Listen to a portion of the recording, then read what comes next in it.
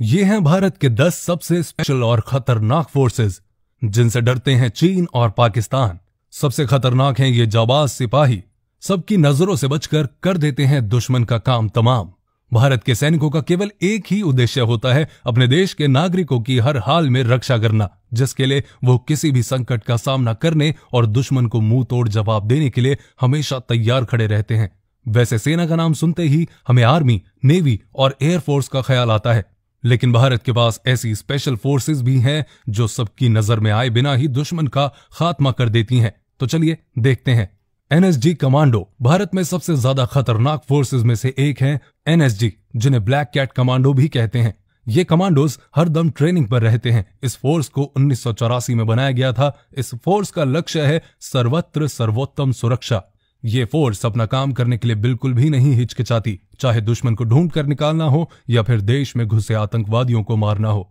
इन्हें बीआईबी सुरक्षा, बम निरोधक और एंटी हाईजैकिंग के लिए इनका इस्तेमाल किया जाता है। ये कमांडोज गृह मंत्रालय के अंदर काम करते हैं। 26/11 मुंबई हमले के आतंकवादियों को निपटाने में इनकी काफी महत्वपूर्ण भूमिका रही है। एलाइट पैरा कमांडो सिर्फ जमीन नहीं, हवा में भी लड़ सकती है। ये 30 से 35 हजार फीट की ऊंचाई से छलांग लगाने में माहिर होते हैं।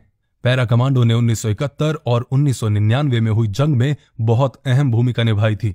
पैरा कमांडोज को पैराशूट से कूदकर दुश्मन के इलाकों में अंदर तक घुसने में महारत हासिल होती है। कुछ टाइम पहले हुए सर्जिकल स्ट्राइक में इसने पाकिस्तान के कश्मीर में घुसकर आतंकी ठिकानों को नष्ट किया था। ये आतंकियों से निपटने और बंधकों को बचाने के लिए खासा मशहूर है। इनकी स्पेशल ड्रेस होती है, जैसे हल्का रंग रेगिस्तान में और गाढ़ा रंग हरियाली में छिपने में मदद करता है। पैरा कमांडो फोर्स भारत की पहली और सबसे पुरानी पैराशूट रेजिमेंट है। लगभग 3 साल तक चलने वाली इसकी ट्रेनिंग बहुत ही ज्यादा मुश्किल मानी जाती है। मार्कोस कमांडोज भारतीय नौसेना की सर्वोत्तम स्पेशल फोर्स है। इन्हें जल, थल और हवा में लड़ने की ट्रेनिंग दी जाती है। ये हर तरह के कामों में माहिर हैं, फिर चाहे दुश्मन से आमने सामने की लड़ाई हो, बंधकों को बचाना हो या फिर डायरेक्ट एक्शन, जल संबंधी कार्यों में तो इन्हें महारत हासिल है। इस फोर्स को दाढ़ी वाली फौज के नाम से भी जाना जाता है, क्योंकि यह नागरिकों वाली जगह में दाढ़ी बढ़ाकर आते हैं ताकि अलग से इन्हें पहचाना ना जा सके। इनके परिवार वालों को भी इनके कमांडो होने का पता नहीं होता। मार्कोस कमांडो हमेशा अत्याधुनिक हथियारों से लैस रहते हैं ताकि हर दम दुश्मन से आगे रह सकें। कारगिल युद्ध और मुंबई 26/11 के हमले में मार्कोस कमांडो ने भी साथ दिया था। गरुण फोर्स हवाई युद्ध में माहिर मानी जाती है। गरुण फोर्स की ट्रेनिंग भारत की कुछ सबसे सफल फोर्सेस के द्वारा हुई है। गरुण फोर्स को दुनिया के सामने 2004 में एयरफोर्स डे के दिन लाया गया था। मौजूदा समय में 1000 सैनिक गरुण फोर्स में काम कर रहे हैं और इनकी ट्रेनिंग 72 हफ्तों की होती है, जबकि पूरी तरह से गरुण फोर्स में शामिल होने में लगभग 3 साल का समय लग जाता है। इनका मोटो है प्रहार से सुरक्षा। ये हर तरह के प्रहार से देश की सुरक्षा करने के लिए तैयार रहते हैं। अब आते हैं एसपीजी कमांडो। एसपीजी काफी प्रशिक्षित और समझदार फोर्स है। एसपीजी को विशेष तौर पर प्रधानमंत्री की सुरक्षा के लिए तैयार किया गया है। वो अपने ट्रेडमार्क सफारी सूट में होते हैं। पूर्व प्रधानमंत्री इंदिरा गांधी की हत्या के बाद 1985 में इन्हें बनाया गया।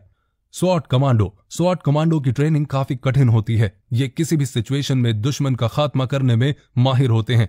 दिल्ली पुलिस के स्वॉट कमांडो मतलब सुरक्षा की गारंटी। इन कमांडो को हवा और जल में घात लगाकर मार करने की तकनीक सिखाई जाती है।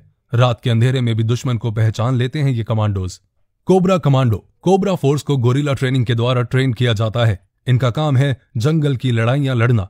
भेष बदलने में और घात से प्रहार करने में इनको कोई मात नहीं दे सकता। इस फोर्स का गठन नक्सलवाद का खात्मा करने के लिए किया गया था। बता दूं कि नक्सली जंगलों में अंदर तक छुपे रहते हैं, इसलिए उन्हें ढूंढ कर निकालने का काम इन्हें दिया जाता है। संसद भवन और राष्ट्रपति भवन की सुरक्षा के लिए यह तैनात रहते हैं। Force 1 commando. मुंबई हमलों के बाद महाराष्ट्र सरकार ने सुरक्षा के लिए एक खुद की फोर्स बनाने का फैसला लिया और उन्होंने फोर्स 1 का गठन किया। इस फोर्स की सबसे बड़ी ताकत इसकी तेजी है। ये महज 15 मिनट में अपने सभी सामानों के साथ तैयार हो जाती है। इनकी ट्रेनिंग में डीआरडीओ, एनएसजी और इजराइल की स्पेशल फोर्स की कड़ी मेहनत लगती है। विस्फोटक का ज्ञान, अचूकता से दुश्मन पर गोली बरसाने की इनकी कला इनको अलग बनाती है। कहा जाता है कि मुंबई में किसी भी प्रकार के आतंकी हमले को रोकने में ये सक्षम है। इनकी भर्ती के समय 3000 आवेदन आए थे, जिनमें से बस 216 का ही चयन किया गया। ITBP commando. 26/11 मुंबई हमले के बाद आईटीबीपी कमांडो ने आतंकवादी अजमल को मुंबई जेल में रखने में काफी अहम भूमिका निभाई थी। भारत और चीन सीमा की निगरानी के लिए यही कमांडोज तैनात हैं। साथ ही दिल्ली तिहाड़ जेल की सुरक्षा भी यही कमांडोज करते हैं।